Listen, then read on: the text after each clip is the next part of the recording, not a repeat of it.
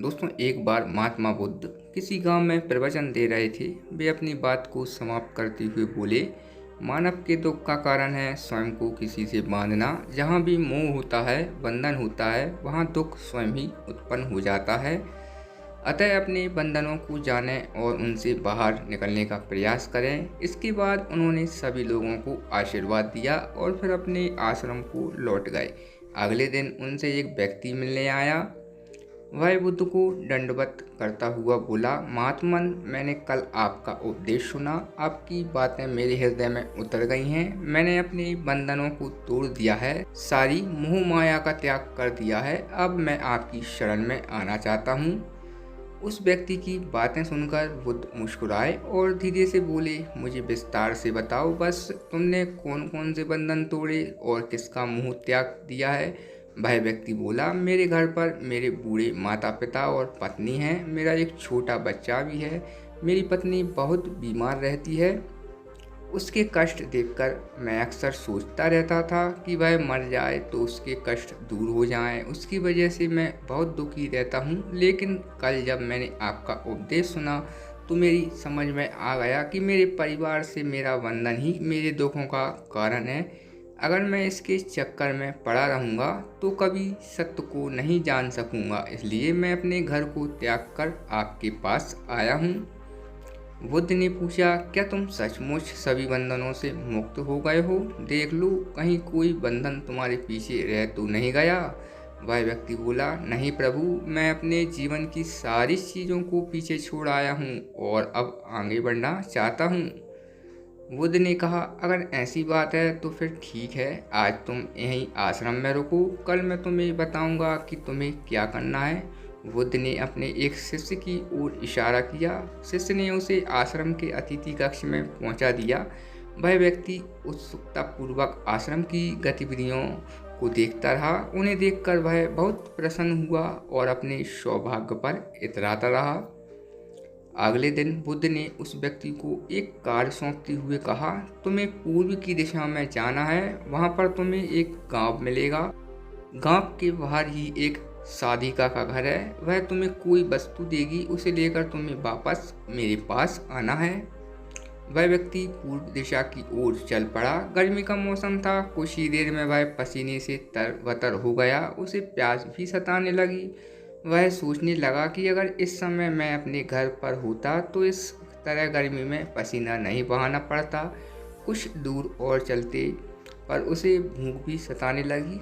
आसपास ना तो कोई पेड़ था और ना ही पोखर तालाब। वह पुनः सोचने लगा कि अगर मैं इस समय अपने घर पर होता तो अपनी पत्नी के हाथ का बना स्वादिष्ट भोजन कर रहा होता। पता नहीं क्यों बुद्ध ने मुझे गर्मी में इतनी दूर भेज दिया है। काफ़ी देर तक चलने के बाद वह व्यक्ति गांव में जा पहुंचा। गांव के बाहर ही एक घर बना हुआ था। उसने दरवाजे के पास पहुंचकर उसे धीरे से खटखटाया। दरवाजे को एक सारिका ने खोला। उसके चेहरे पर एक अद्भुत तेज था। वह व्यक्ति उसे देखकर मंत्रमुग्ध हो गया।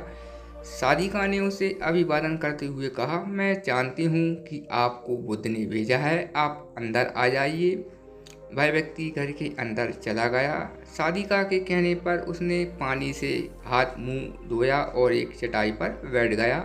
सारिका ने उसके सामने भोजन की थाली रख दी। वह जल्दी जल्दी भोजन करने लगा। अचानक उस व्यक्ति की नज़र सारिका के पैरों पर पड़ी। उसके पैर बहुत सुंदर थे। वह उन्हें देखता ही रह गया।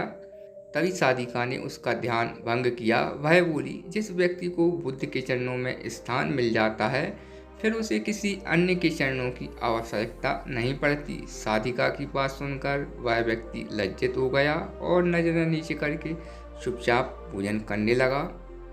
भोजन करने के बाद सारिका ने कहा, आप बहुत दूर से आए हैं, थक गए होंगे, यहीं चटाई पर लेट जाएं, मैं पंखा कर दूंगी। वह व्यक्ति बहुत थका हुआ था। वह चटाई पर लेट गया और अपनी आंखें बंद कर लीं। सारिका उसे पंखा करने लगी। वह लेटने के बाद भी उस व्यक्ति को चैन नहीं आया। उसने धीरे से अपनी पलकों को खोला और चोर नजरों से सारिका को देखने लगा। वह सोचने लगा, यह स्त्री कितनी सुंदर है, इसकी वाणी कितनी मोहक है। अगर यह मेरी पत्नी होती तो मेरा जीवन स्वर्ग बन जाता। साधिका इसके मन की बात समझ गई। वह बोली, शरीर में कुछ नहीं रखा है, यह केवल मांस, मज्जा और अस्थियों का जोड़ है। जो व्यक्ति इसके आकर्षण से मुक्त हो जाता है वही सत्य को प्राप्त कर पाता है। यह सुनकर वह व्यक्ति घबरा गया। वह चटाई से उठ बैठा और बोला, अब मुझे बुद्ध के पास जाना चाहिए। कृपया आप मुझे वह सामान दें जिसके लिए बुद्ध ने कहा था। साधिका ने मुस्कुराकर जवाब दिया, बुद्ध ने आपको जिस कार्य के लिए भेजा था वह पूर्ण हो चुका है। साधिका की यह बात उस व्यक्ति को समझ में नहीं आई। वह दरवाजे की ओर बढ़ चला। दरवाजे के पास पहुंचकर वह एक क्षण के लिए रुका और पलटकर बोला, क्या आप अंतर्यामी हैं? आपने मेरे मन की बातें कैसे समझ ली? वह स्त्री मुस्कुराते हुए बोली, बुद्ध की कृपा से मैं मोह माया से ऊपर उठ चुकी हूँ, इसलिए भावनाओं से निर्लिप्त हूँ और किसी के चेहरे को देखकर उसके मन में उठने वाले विचारों को समझ लेती हूँ। उसकी बातें सुनकर वह व्यक्ति एक बार पुनः लज्जित हुआ और सोचने लगा कि जिस स्त्री ने सच्चे मन से मेरा सत्कार किया, मैं उसके बारे में क्या क्या सोचता रहा। उसके बाद वह बुद्ध के आश्रम की ओर लौट पड़ा। आश्रम में पहुंचकर वह व्यक्ति बुद्ध के चरणों में गिर पड़ा और बोला, महात्मन मुझे क्षमा कर दें, मैं बड़ा पापी हूँ। उसकी बात सुनकर बुद्ध मुस्कुराए और बोले, मैंने तुम्हें साधिका के पास इसलिए भेजा था ताकि तुम अपने आप को देख सको। अब मुझे बताओ, क्या तुम सचमुच मोह और बंधन को त्याग चुके हो? वह व्यक्ति कुछ नहीं बोला। वह नजरें नीचे किए चुपचाप खड़ा रहा। बुद्ध ने कहा, भारी बंधन और मोह को त्यागने से हम बंधन मुक्त नहीं होते। दरअसल बंधन और मोह हमारे भीतर होता है। तुमने परिवार को छोड़ दिया और सोचा कि मैं बंधन मुक्त हो गया, लेकिन जैसे ही तुम्हें अवसर मिला तुम्हारे भीतर का मोह जाग उठा और इसी वजह से आज तुम अपने आप को पापी समझ रहे हो। मुझे क्षमा कर दें प्रभु। उस व्यक्ति ने अपने हाथ जोड़ दिए। फिर वह धीरे से बोला, आप सही कह रहे हैं, मैं केवल अपनी पत्नी से पीछा छुड़ाना चाहता था। वह बहुत बीमार रहती है, एक वर्ष से हमारे बीच संबंध भी नहीं बन पाए। मैं कुछ ज़्यादा कमाता भी नहीं हूँ, इसलिए मैं अपने परिवार के दायित्वों का निर्वाह भी नहीं ठीक से कर पा रहा हूँ। शायद इसलिए मैं अपने परिवार से पीछा छुड़ाना चाहता था, पर अब मैं समझ गया हूँ मेरा परिवार ही मेरा सत्य है और उसके दायित्वों का निर्वहन ही असली कर्म है। बुद्ध बोले, मैं जो कुछ भी कहता हूँ वह अपने अनुभव के आधार पर कहता हूँ। लोग मेरी बातों को सुनते तो हैं, पर वे अपने स्वार्थ के अनुसार ही उसका अर्थ ग्रहण करते हैं।